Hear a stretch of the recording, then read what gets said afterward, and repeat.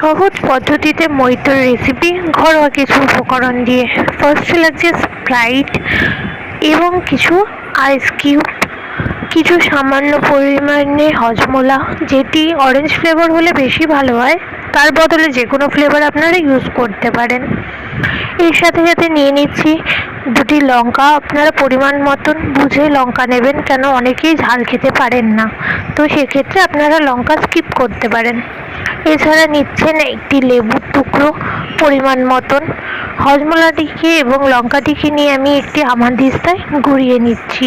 আপনারা চাইলে শিলনোড়া বা মিক্সিতেও এটির পেস্ট বানিয়ে নিতে পারেন, কিন্তু হামানদিস্তা বা শিলনোড়া এটি বেশ ভালো হয়। মিক্সিতে মিহি গুঁড়ো হয়ে যেতে পারে বা গলে যেতে পারে লঙ্কাটি।